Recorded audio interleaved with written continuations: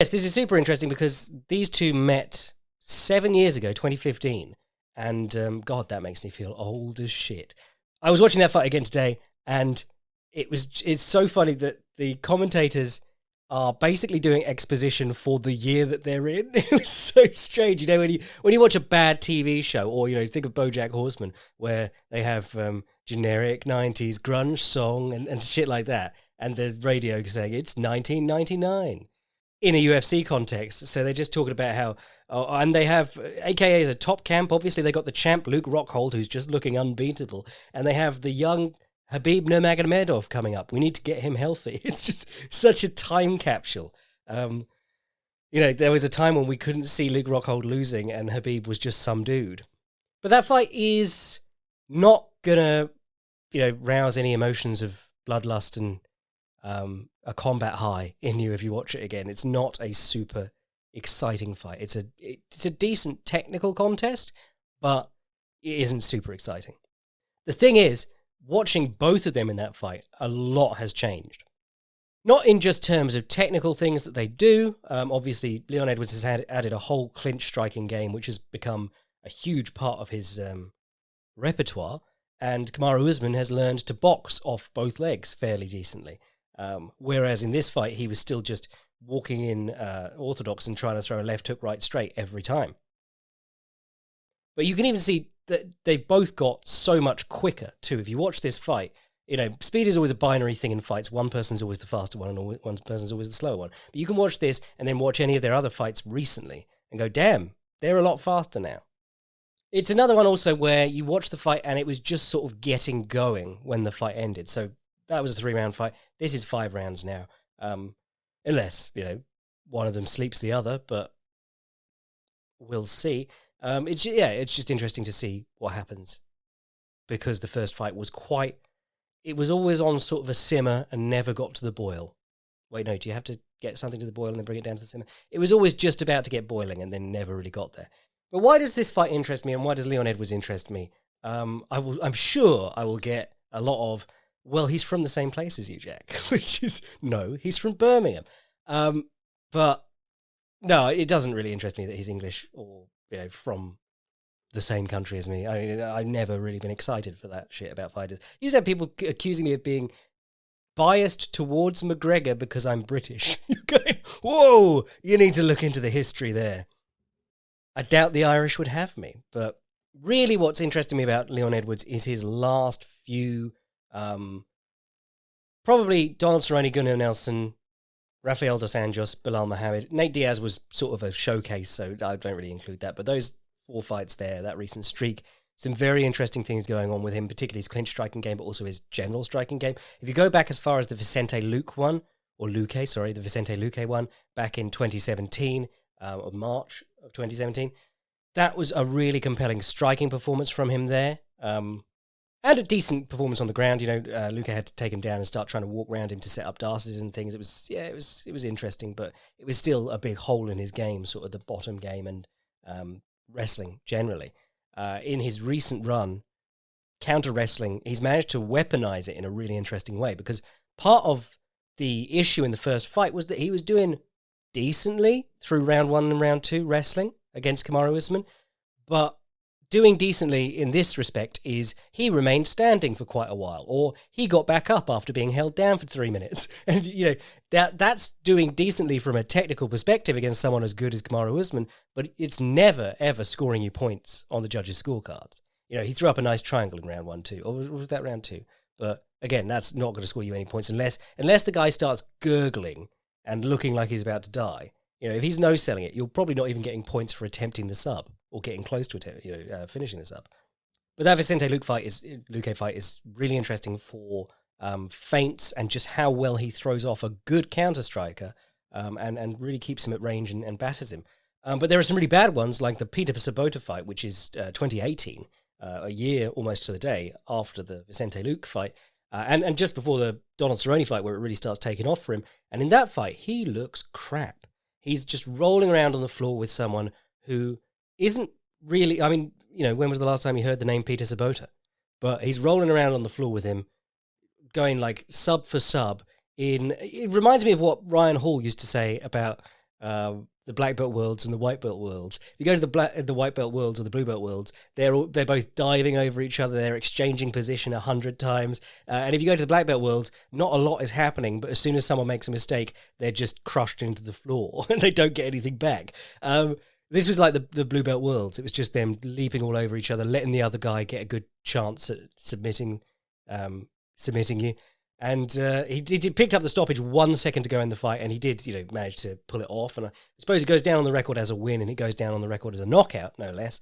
But yeah, watching that fight, it's a sloppy mess, and it's just him getting too involved in a tit-for-tat grappling exchange, which goes back to one of the issues in the Kamaru Usman fight, the first one, throwing up triangles and shit, and you're just like, have you been watching MMA for the last few years? It's not going to work. But in recent years, his wrestling and counter-wrestling has been really good. When he does, he managed to get up along the fence against Kamaru when Kamaru was trying to operate the sitting on the ankles and stuff game plan. In the first 2 rounds, third round, he had a bit more trouble. But, he's only gotten better at that. If you watch him against... this is the thing. Like, I was very excited for the Bilal Muhammad match because Bilal Muhammad would be the first very good wrestler, or, certainly wrestling-centric game plan fighter that he'd fought in a long time. Rafael dos Anjos is a generalist. Gunnar Nelson is a grappler, but not the strongest wrestler in the world. And Donald Cerrone at welterweight is a wrestler in that he loses fights on the feet and then ducks in for obvious takedown attempts. But he's not, I was going to say he's not Kamaru Usman, but no one's Kamaru Usman. No one's Colby Covington in that division at the moment. Bilal Muhammad was the closest you were going to get. And while that first round was really impressive and compelling, it's a 1 round of a 5-round fight they were scheduled for. I believe it was 5 rounds. They were main event, yeah. So, people will take the first round off if they know they've got 5. People will take a while to get going. It's very well me going, damn, he looked incredible in that fight, but he could have easily gone on to lose the second round, lose the third, lose the fourth, and lose the fifth, or just get stopped in the second.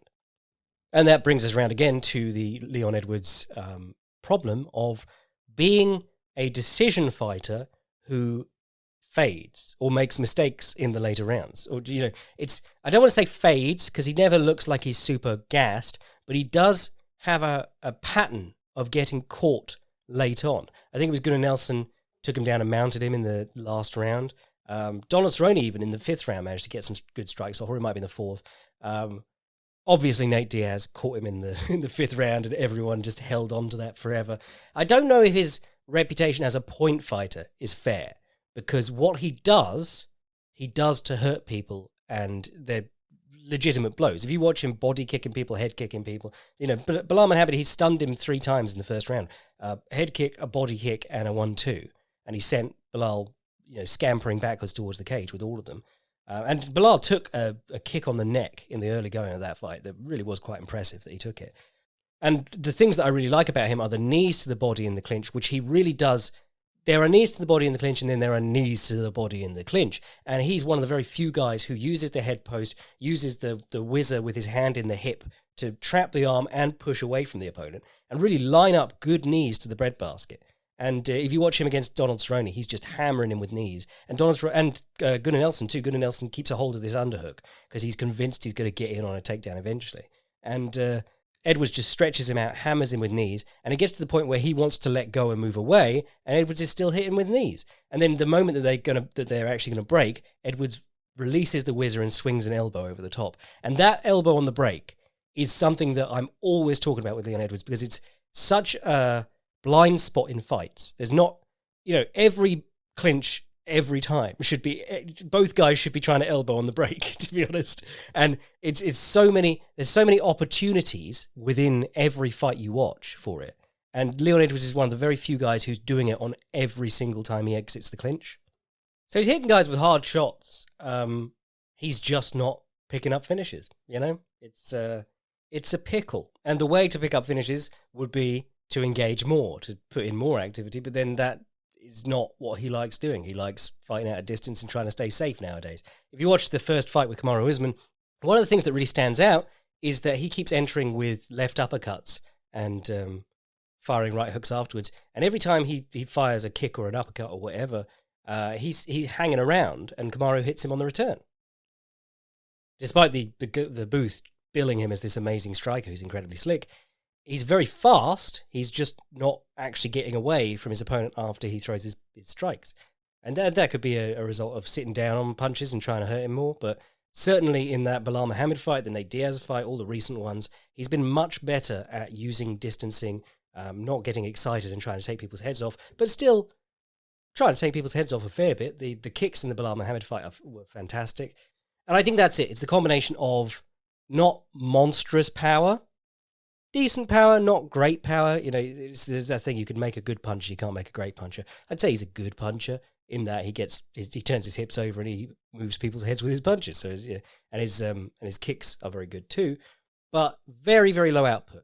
And a game which is built around not putting in attritive strikes. You know, the body kick's about as close as he gets to. I mean, the clinch stuff has added to that. The knees in the clinch are a great attritive strike, but not a huge fan of low kicks. Threw a few against Nate Diaz because Nate Diaz is Nate Diaz, and if you're not low kicking against him, you're consciously ignoring 50% of the human body. No, you're ignoring an obvious flaw that just takes this guy off his feet every time you do it. But for the most part, yeah, just as the fellow Southpaw against Nate Diaz, but for the most part, just looking for body kicks and head kicks with the odd left straight, really limited output. And I suppose that's a Southpaw thing. Mirko Krokop got very far on just the left straight and the left round kick. But the matchup is the counter clinch game, which you saw shades of in the first Kamaru Usman fight. Very first time Kamaru ducks in to try and initiate a clinch, Leon posts his head on Kamaru, runs out of the clinch and circles off, and the commentators go, "Ooh, very nice." But obviously wasn't able to do that through the entire fight. Kamaru did a great job of, something he used to do a lot, and you don't see it as much nowadays. He used to just pick up a single with his head in the opponent's chest, just reach out and grab it, basically. And the idea wasn't to take the opponent down. He would just then walk to the fence and then start working from there. And Leon fell victim to that a couple of times. But if he can stay out in the open and actually use his ring craft, because that was one of the things that I really noticed in the first fight, backs himself onto the cage a lot. Half the job of dealing with someone who's strong in clinches along the fence and who wants to stay in clinches. It's very hard to keep someone in the clinch if you're out in the open. There's always that push towards the fence. One of the things that was really noticeable was that Leon was walking himself onto the fence, doing half the work for Kamaru. The Bilal fight was interesting in that regard because he immediately came out and circled off when Bilal Muhammad came towards him, kept the space as a buffer, which is what we're always saying do against strong wrestlers. Take a little bit, just circle off and let them, if they're going to run at you, they'll run at you, and then they'll get tired and then they'll settle down into a kickboxing match. But he did that, and then he moved in, and Bilal immediately gave up the centre of the cage and put his own back to the fence, and that was a pattern that kept repeating itself throughout the fight. I can't see Kamaru Usman doing that. I feel like he values his ring position too much. I feel like he's certainly not as skittish about the strikes as Bilal Muhammad was in the Leon Edwards fight. You know, I said he took that head kick fantastically. He's got a good chin on him. He just doesn't react well to being hit. It's kind of like we were talking about with Devin Clark the other day. Tough guy, been in with great people and not been knocked out cold generally until the other... Well, actually he wasn't knocked out cold, but, you know, the other night he was knocked out. But reacts really badly when people try and hit him. Or do hit him. You know, he'd start turning away and curling up. And there was a bit of that with Bilal, but typically Kamaru Usman's pretty good at taking a shot and always has been. But with the addition of Whitman, he's actually using his footwork a lot better. He's managing his range a lot better, and he's initiating his exchanges and then moving back or slipping and trying to continue exchanges as opposed to just throwing punches. Because that was what I got a lot of in the first Edwards-Usman fight. It was kind of like